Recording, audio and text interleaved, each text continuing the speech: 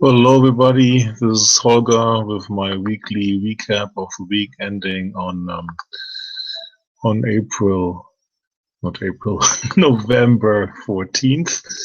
I just did a better job this week if you're a fellow follower on starting the presentation right away. Also because I can't control the camera and I can't get the constellation banner on the bottom, but against all odds, we'll do this anyway. So no visual of me. Here we go. So the week started on Sunday early, went to Las Vegas, was at the Kronos Works conference. Beautiful sunrise as always in Las Vegas, great view, nice room. Good start of Kronos Works equally. R9 was the main act on stage. One of the things as a former developer I always appreciate when vendors spend more money on product development, so impressive numbers, more than 10% of revenue being spent in R&D. It is pretty good for an entrenched or an established vendor like Kronos. It's not as great for a startup company, which usually spends more. But the main key thing is that Kronos will get written. That was the most popular thing, hopefully by spring 2015, as they mentioned, of the Java on the desktop, which has been a major maintenance pain for them and for their users. So that's a big day to track to. Let's couple with a new user interface and the screenshot here. The blog on my keynote takeaway. So mentioned the R&D investment. Customer success is important. There's a change in the compensation, including customer satisfaction, no longer the net present value, which I had a chance to ask Aaron also in detailed Q&A. So a change for the better. And there's more analytical products coming, and it's true analytic products which really take an action or recommend action. So good move by Kronos. Also good progress on the cloud side and what's happening there. As you can see here, more employees in the cloud, all numbers up. Large success, large interest on the SMB side around the workforce ready product. And then dual event, same place. That's what I like about Las Vegas. Amazon's reInvent conference started with a pre-analyst meeting, analyst day, and the real event came in full swing. The real highlight of the pre-event was James Hamilton presentation on how, and he shared a little more how Amazon runs the infrastructure. And overall, from the background, the pace quickens, and we might be seeing the real adoption of cloud computing happening.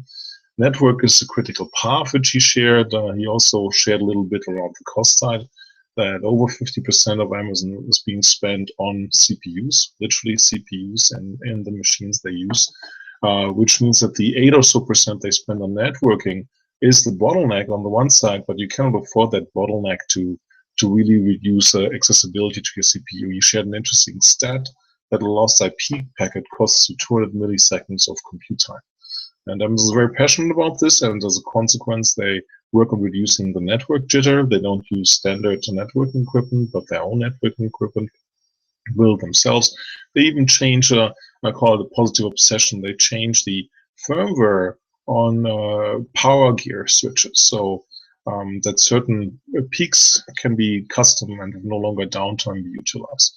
Interesting approach, definitely very passionate, definitely probably beyond what the competition is doing. If it will make a difference in real life, we'll have to see, but it's good to see that Amazon has shared more about what they're really doing. Here's a screenshot of my blog. And it was off to, it was great. Kudos to the Amazon AR team. We pretty much got to know all the announcements. I think nothing was missed on the analyst day. It's great if you have more time, can discuss amongst each other. So it was still under NDA what is really happening.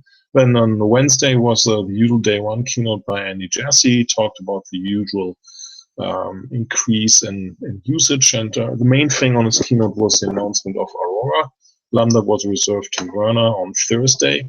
And both are key things which make, in my view, Amazon, which has been more like a Switzerland. We provide the compute, the networking, the safety, security, and so on. You bring any database you want, you bring an application server you want, you pretty much run it. It's kind of like to a certain point changed with the announcement both of Aurora as bringing HA capabilities to MySQL, which was one of the long missing pieces, and announcing Lambda or providing Lambda as a micro event service, basically. So in any storage element in S3, RDS, I'm sure I missed some, you can have code which triggers and You only get paid from the usage of the code. So a very complex thing to do in real-time event processing, CEP, critical event processing, or BAM, business activity monitoring. Very, very hard to do. Potentially, probably very easy and probably also very cheap to do inside of the Amazon infrastructure. The downside, of course, is you get more tied into Amazon. No question about this, but there's always a price when you do cutting-edge things. Significantly more DevOps announcements, 5, 6 using Amazon's internal code development tool also starts with an A. Name escapes me right now, but it's good to see that productized and shared in terms of productivity.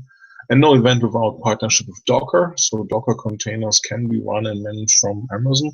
And interesting enough, GigaBarb was the first, Bob Darrow was the first to point this out, no direct price cuts. Direct we say because, for instance, with using Aurora with significantly reduced cost because you only recharge for the code that triggers.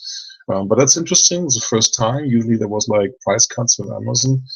My view is that's a good sign for the market because price cuts need to be given when either triggered by the competition or when you can realize them on your cost structure and want to pass them on as low prices to customers. And it's no longer driven by a date on the calendar like reinvent. So I think that's a good sign for the overall market.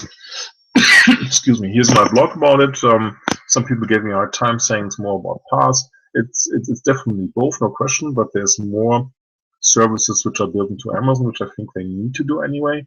Because if you look at the competition, Google will build, in my view, that's speculation, more proprietary features too, which run very, very well on the Google Cloud platform.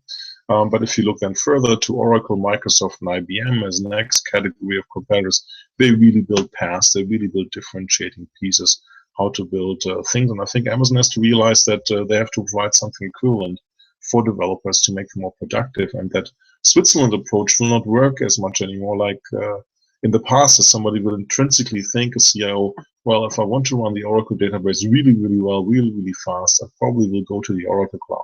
If I want to run IBM Bluemix, probably IBM is going to run that fast on SoftLayer. So much of the business which Amazon is getting right now from being the #1 hosting cloud, sorry, not host, one hoster for non-cloud products and other vendors in the public cloud is probably coming to an end in the next years as Microsoft, Amazon, Oracle, and all the other guys ramp up their infrastructure. So it's a wise move, in my view, from their side to build up their own PaaS capabilities around database and application server. So we'll see if they do more of it. And a pun intended here, there was an enterprise section. We all know Amazon needs to get to the enterprise, but there was a Lamborghini. And yeah, if the view of AWS, I know it's not really on the scale here, but everybody in enterprise drives a Lamborghini, I'll go right away back to work in the enterprise. And then was off to Stamford, Connecticut to IBM's yearly software global analyst meeting. The good news is nothing has really changed. IBM stays the course, which is a good sign. So in the second year, the ultimate vision is the API economy. IBM exposing existing applications they have in their portfolio and then helping customers to expose their APIs and then build something with Bluemix L2 as a standardized API construct. Mobile remains big focus on that side. No question, having a couple of more in detail meetings around mobile. Significant opportunity, not only around the Apple opportunity, but in general.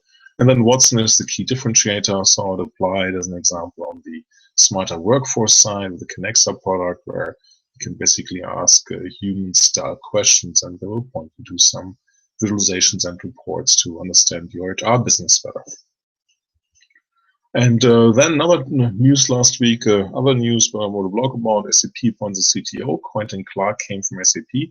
As I record this, more ex-Microsoft people coming from SAP. To SAP, Maggie Chen Jones via level 3 makes it over to SAP 2 as new CMO, as Jonathan Becher moves on in the role as Chief Digital Officer. This is like a real-time update from half an hour ago for the video recording, came in just in time. So more Microsoft experts at SAP, or people with a Microsoft background experts. Yeah, probably they're experts too.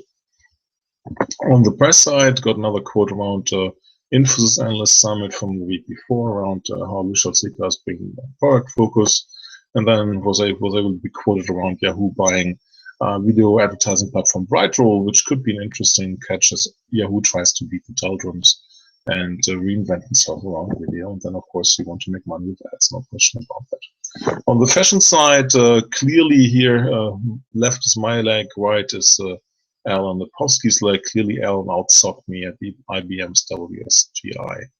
IBM's SWGAI. Wow, hard acronyms meeting, so I have to run one of my stocks definitely. And lastly, a color observation as well on the fashion side. Interesting color coordination, almost, at least in my computer, between the yellow of SAP, the new or orange as they call it, and the, I don't know what Amazon's called, the yellow orangish, but they seem to be perfectly fitting. So not for starting any rumors, but it's an interesting color coordination.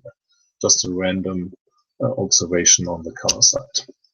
What's happening this week? I'm off to Dallas, Fort Worth later, speaking about cloud at the IT Workman Conference. Always a good event for us to get a pulse check all across America, what's really happening in cloud and what is real and what is the future and what local IT professionals tomorrow in Texas really buy into. In the afternoon, quickly off. Hope the gods of airline connections will be gracious so I can make in time to moderate a panel at GigaOM Roadmap with about a new design of better user interfaces with Castlight Health professionals, with Zia Yusuf from Streetline, with Christine, sorry, I forgot the name, as live recorded from Fitbit. And we also have a journalist joining us whose name escapes me also now. Apologies for that. So looking forward to that panel tomorrow afternoon. And then later in the week, on Thursday, I'll be off to Toronto working with a client. Look forward to be there. I'm afraid the weather won't be that beautiful. The views won't be that stunning like in the picture. Well, thanks for bearing with me. Really appreciate it. Let me stop the sharing here. Back and you get one real live glimpse of me before I make it to the airport to make it to Fort Worth. Have a great week. Thanks for listening. Appreciate it as always. Bye-bye.